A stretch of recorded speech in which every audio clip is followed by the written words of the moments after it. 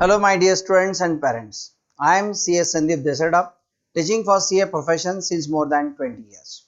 My dear friends, जिन students ने अभी मार्च 25 में 10th के एग्जाम दी है और जो आगे जाके चार्टर्ड अकाउंट बनना चाहते हैं, उन सभी स्टूडेंट्स और उनके पेरेंट्स के लिए ये बड़ा इंपॉर्टेंट वीडियो है। इस वीडियो में हम आपको बताएंगे CA बनने के लिए कुल मिलाकर आपको कितना टाइम ड्यूरेशन लगेगा, देन उसके बाद क्या क्या एग्जाम्स आपको क्वालिफाई करनी होगी, क्या क्या पासिंग कंडीशंस होते हैं, उसके बाद इस कोर्स के लिए लगने वाला टोटल एक्सपेंडिचर कितना है, इस कोर्स के दौरान जो आप आर्टिकलशिप करते हैं वहां आपको स्टाइपेंड कितना मिलता है, एंड सबसे इंपॉर्टेंट चार्टर्ड अकाउंट बनने के बाद आपके पास क्या क्या प्रोफेशनल अपॉर्चुनिटीज है, एंड सबसे इंपॉर्टेंट इस सीए कोर्स बनने में मैं आपकी क्या हेल्प कर सकता हूं। तो चलिए, बड़ा इंपॉर्टेंट वीडियो है, आखिर तक जरूर देखिएगा, पूरी इंफॉर्मेशन आपको इस वीडियो में मिल जाएगी।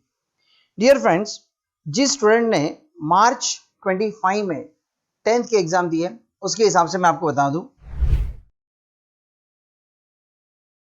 जिस स्टूडेंट ने मार्च 25 में 10th के एग्जाम दी है और जिसे आगे सीए बनना है, उस स्टूडेंट को सबसे पहले अपनी 12th की एग्जाम देनी होगी। That will be in the month of March 27। 2 साल के बाद उसकी 12th की एग्जाम आएगी और यहीं से आगे आपकी सीए की जर्नी स्टार्ट होती है। 12th के बाद सीए बनने के लिए आपको कुल मिलाकर 3 एग्जाम्स क्वालिफाई करनी है। That is CA foundation, CA inter and CA final. ये 3 एग्जाम्स आपको क्वालिफाई करनी है, जिसमें से पहली एग्जाम सीए फाउंडेशन की वो आएगी आपकी मई 27 में आपकी सीए फाउंडेशन की एग्जाम आएगी। मतलब मार्च 27 में 12th की एग्जाम और इमीडिएटली 2 महीने के बाद मई 27 में आपकी सीए फाउंडेशन की एग्जाम होगी।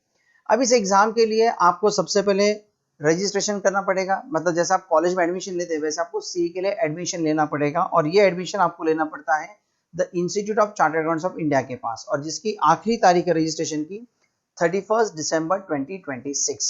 ठीक है, ये ऑनलाइन रजिस्ट्रेशन होता है, जिसकी प्रोसेस हम आपको अगले वीडियो में बता देंगे। तो डियर फ्रेंड, 31 दिसंबर 26 तक आपको इस कोर्स के लिए रजिस्ट्रेशन करना पड़ेगा। मतलब 10th के बाद आप सीए कोर्स के लिए रजिस्ट्रेशन करेंगे, लेकिन जो पहली एग्जाम है सीए फाउंडेशन की वो होगी आपकी 12th की एग्जाम के बाद। ओके, सीए फाउंडेशन एग्जाम के बाद अगली जो एग्जाम आएगी दैट इज सीए इंटरमीडिएट, होगी 1 साल के बाद, दैट इज इन मई 2028। इस एग्जाम का रिजल्ट आएगा आपका इन द मंथ ऑफ 2 महीने के बाद रिजल्ट आएगा जुलाई 28। और ये एग्जाम क्वालिफाई करने के बाद आपको करनी होती है 2 साल की आर्टिकलशिप। मतलब किसी न किसी प्रैक्टिसिंग चार्टर्ड अकाउंटेंट के पास आपको प्रैक्टिकल एक्सपोजर लेना है, उनका ऑफिस ज्वाइन करना है, रेगुलर ऑफिस में काम करना है, लाइक 10 से 5, 11 से जो भी कन्वीनियंट रहेगा वो ऑफिस आपको जानना है, ताकि चार्टर्ड अकाउंटेंट अपने रियल लाइफ में किस तरह से फाइनेंशियल सर्विसेज प्रोवाइड करता है ये आपको प्रैक्टिकली वहां पर आपको सीखना है। ठीक है, इसके बाद 6 महीने का नए रूल के हिसाब से 6 महीने का आपको गैप लेना पड़ता है, जिसको हम 6 मंथ स्टडी लीव कहते हैं। और उसके बाद फिर आपका आएगा सीए फाइनल का एग्जाम मई 2031 में आपका फाइनल का एग्जाम आएगा। अगर आप गौर फरमाए तो 3 एग्जाम, आप जो मैंने येलो हाईलाइट किया ना उसे आप देखिएगा। मई 27 में फाउंडेशन, मई 28 इंटरमीडिएट, 3 साल के बाद मई 31 में सीए फाइनल का एग्जाम आएगा, जिसका रिजल्ट होगा जुलाई 31 में। एंड जो स्टूडेंट ने मार्च 25 में आज 10th की एग्जाम दी है वो जुलाई 31 में चार्टर्ड अकाउंटेंट बनेगा। कुल मिलाकर 10th के बाद 6 साल आपको लगेंगे, जिसके अंदर 11th 12th के 2 साल इंक्लूड है। मतलब ही टेक्निकली 12th के बाद ऑलमोस्ट 4 साल आपको चार्टर्ड अकाउंट बनने के लिए लग जाएंगे।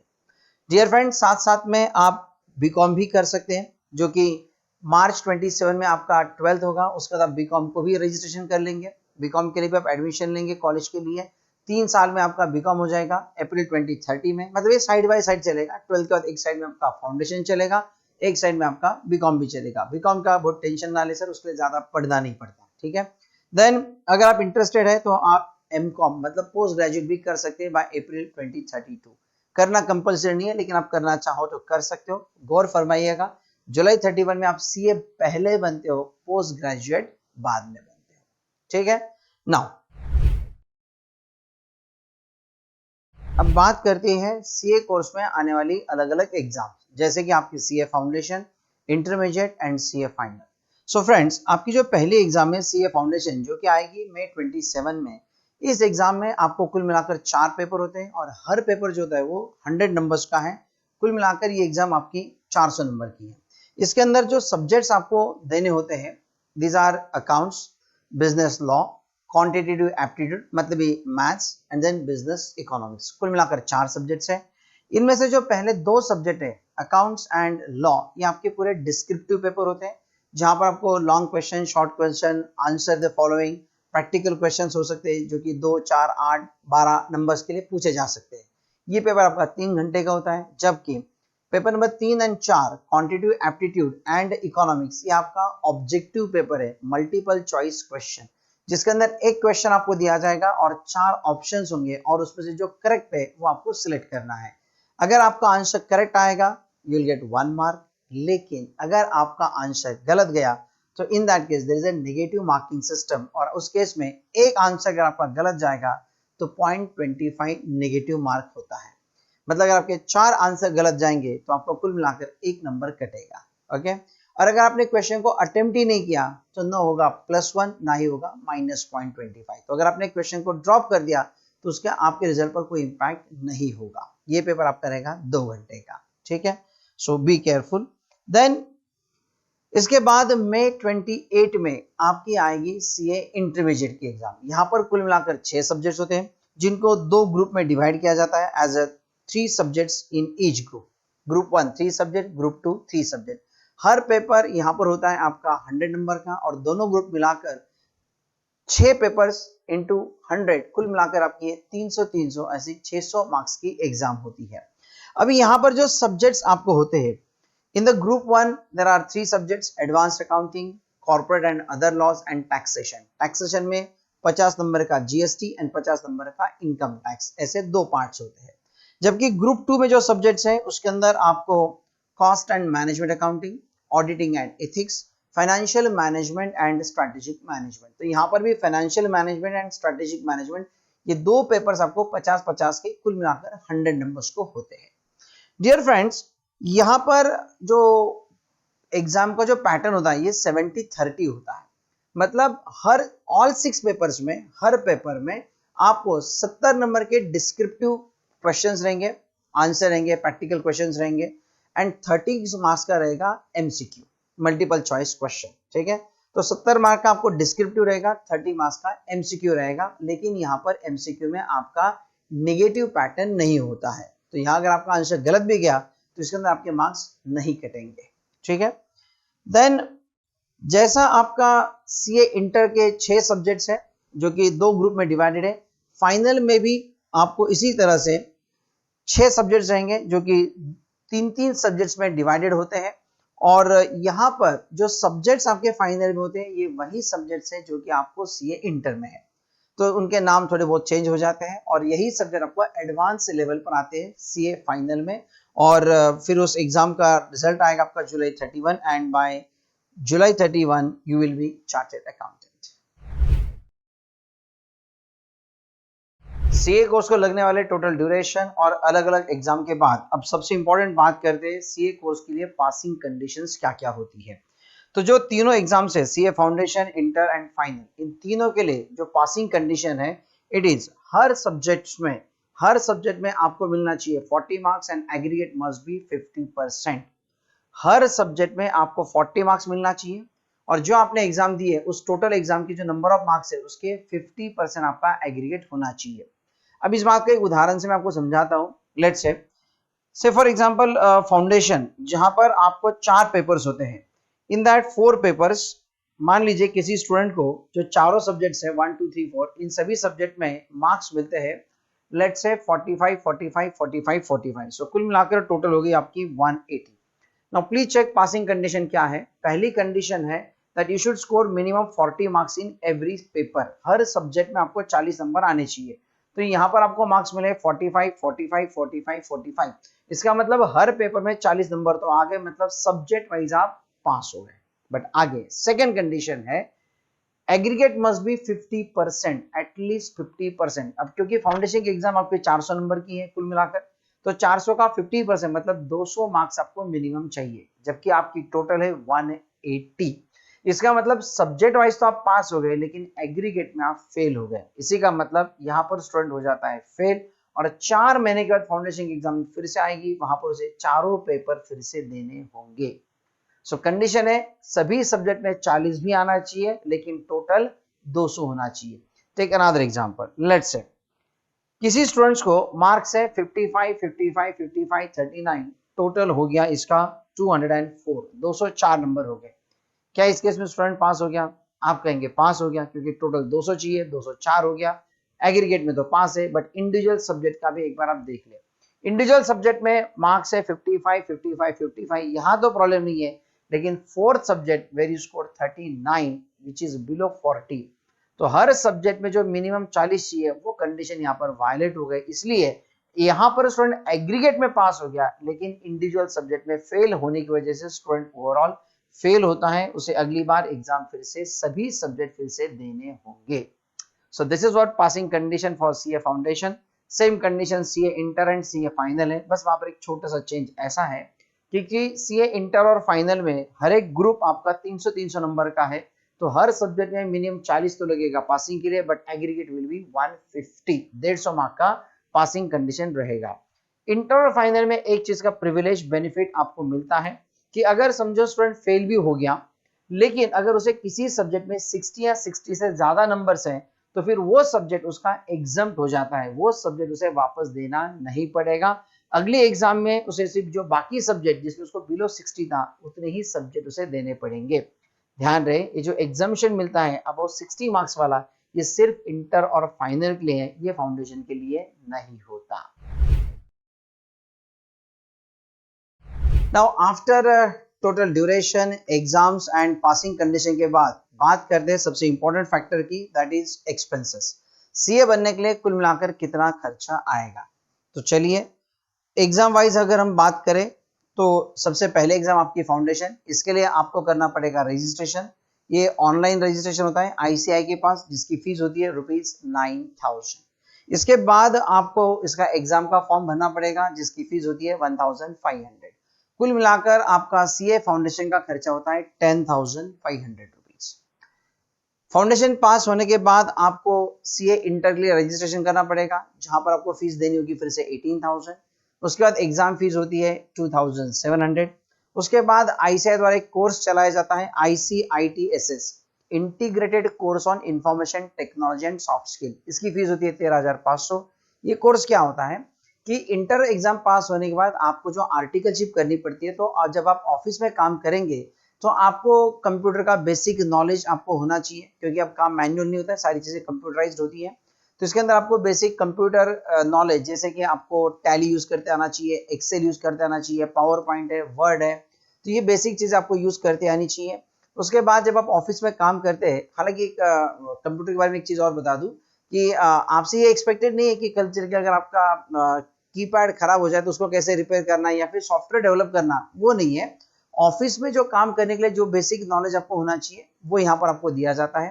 प्लस ऑफिस में काम करते हैं तो आपके साथ में बाकी के लोग भी होते हैं, तो आपका इनके साथ में किस तरह से रवैया होना चाहिए, बिहेवियर होना चाहिए, आपकी पर्सनैलिटी कैसे होनी चाहिए। कल जाके अगर आपको किसी गवर्नमेंट डिपार्टमेंट में जाना है तो how you will present your self, तो प्रेजेंटेशन स्किल्स होने चाहिए आपके अंदर।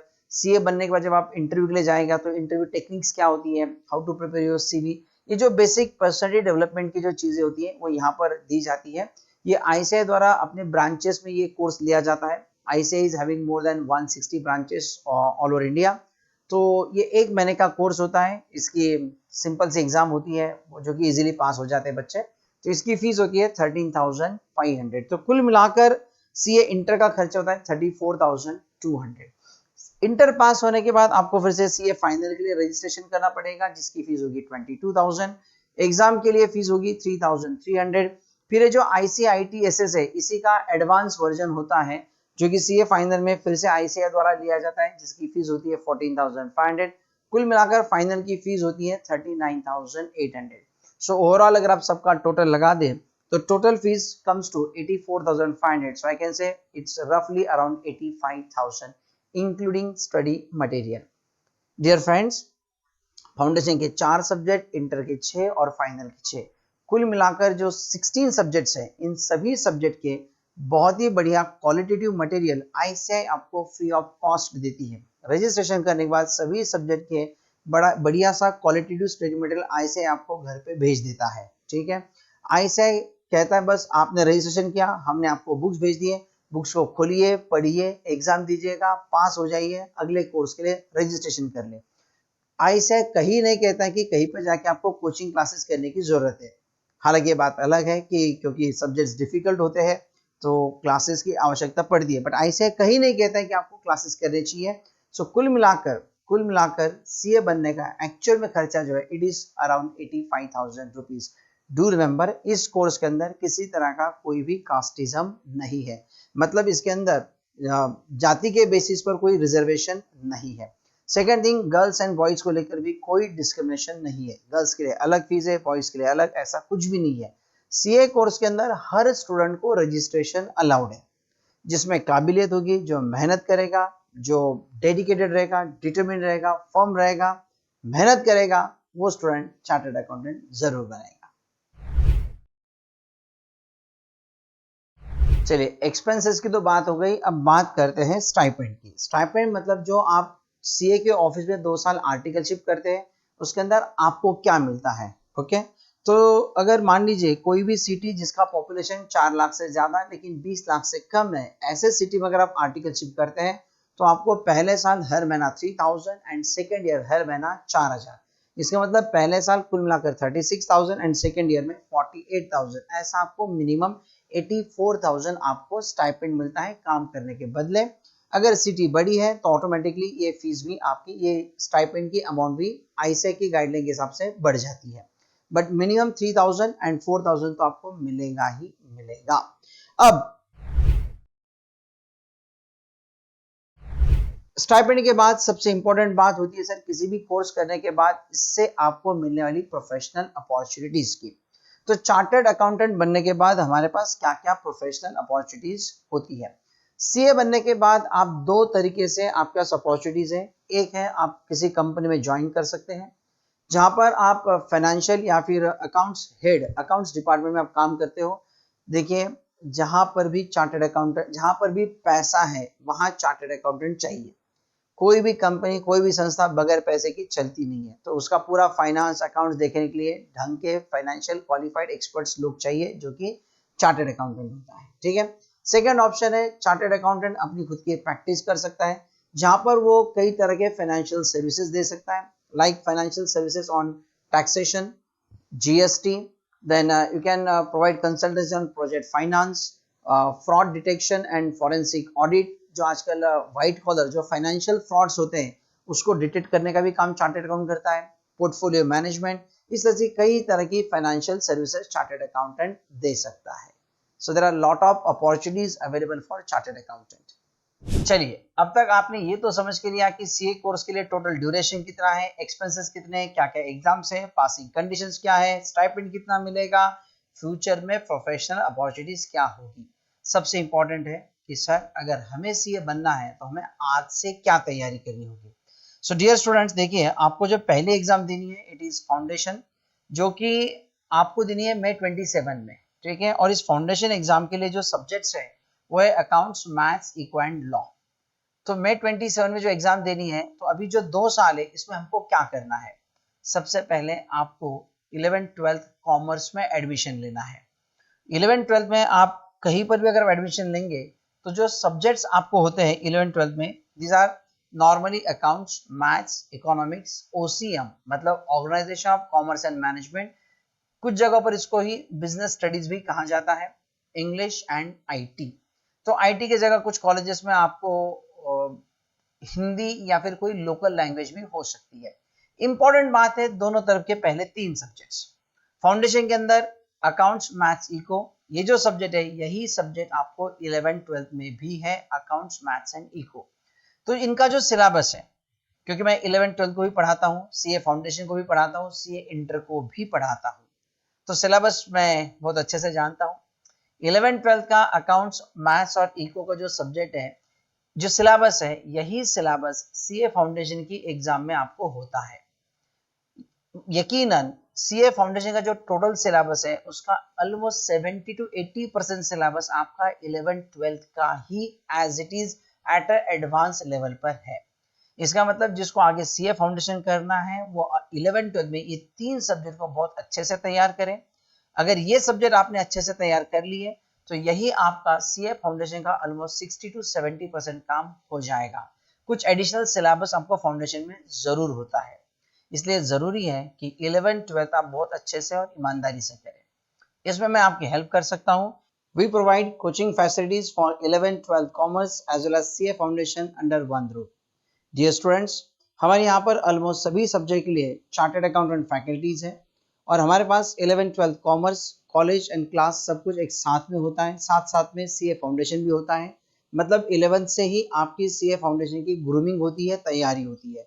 तो एंड आज जब आपको मई 27 में एग्जाम देनी है तब आपको लिए मेजॉरिटी जो पार्ट होता है ये आपके 11th-12th में ही कवर किया जाता है।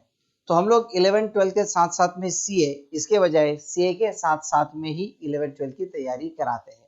अधिक इन्फॉर्मेशन के लिए आप स्क्रीन पे जो हमारा नंबर दिख रहा है आप उसके ऊपर हमको डीएम कर सकते हैं या फिर कॉल कर सकते हैं, वहां पर आपको और इन्फॉर्मेशन मिलेगी। उम्मीद है ये वीडियो आपको पसंद आया होगा। So please subscribe our channel and please do share this video with your friends. Thank you so much, bye bye.